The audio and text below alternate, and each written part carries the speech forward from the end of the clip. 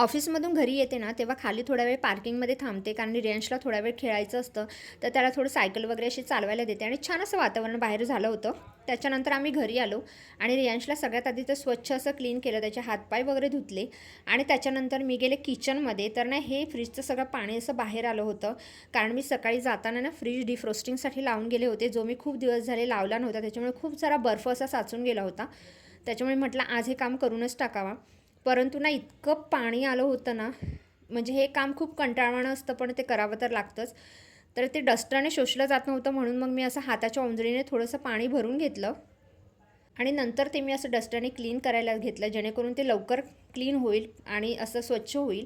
तर स्वच्छ झाल्यानंतर इकडे एक स्वच्छ क्लीन अशी पायपुसणी मी टाकली आणि त्याच्यानंतर मी हातपाय वगैरे धुवून स्वच्छ झाले आणि त्यानंतर रियांशला हे ग्रेप्स खाण्यासाठी दिले.